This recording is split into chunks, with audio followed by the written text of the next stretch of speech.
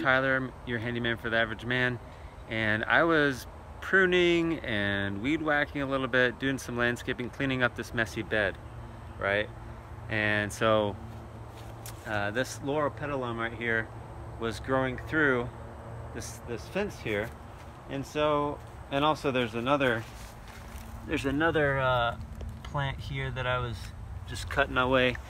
It's just, you know, overgrowing, looked ugly, getting all over these boxes here. And so I was hedging them, and then I heard this metallic clicking noise, like click.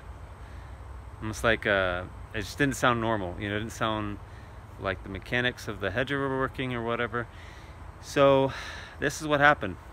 I clipped my grounding wire, and that's not good. It's not a live wire, but what the grounding wire is for is in the event that you have a storm, which it looks like we could be having one soon, and lightning strikes your home, all that extra energy is, you know, it'll come down through this grounding wire, and you will always see like a grounding rod. This grounding rod goes about 8 feet deep into the ground, okay?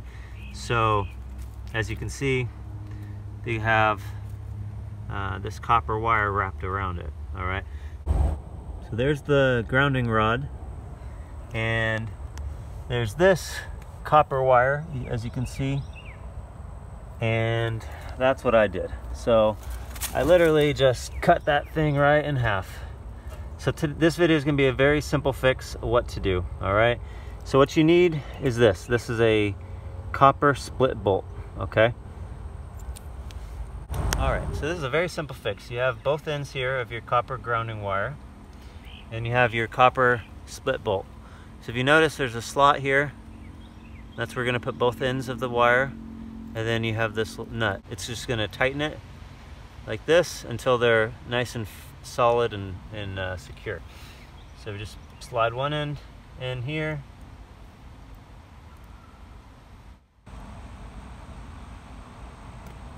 okay, slide the other end as well, and I'm going to make sure they're overlapped a little bit just to make sure there's a good connection. So that's pretty good right there. I'm just going to go up. Okay. So then you just get your wrench. This is a 5/8, and we're going to tighten that up.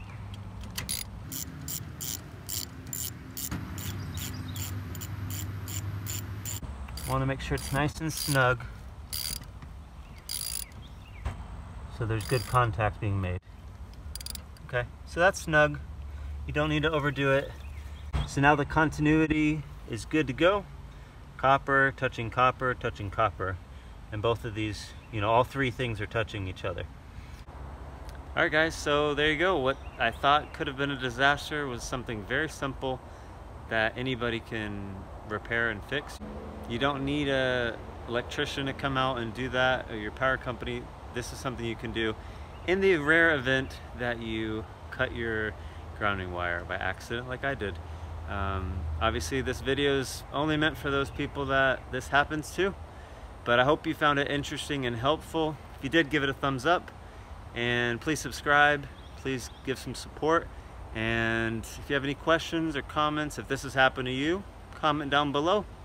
Helps me out a lot. And yeah, now next step is going to be cleaning this mess up, because a lot of these wires, they were just sitting here from the previous homeowner.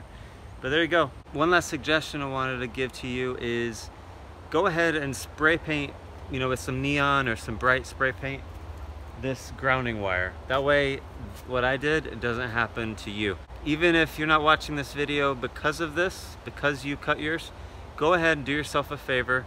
Go ahead and just spray paint it orange, green, something neon, bright color. That way this doesn't happen to you in the future. So just a thought. I hope you enjoyed the video. Appreciate you watching. As always, I'm a handyman for the average man. Take care. Bye.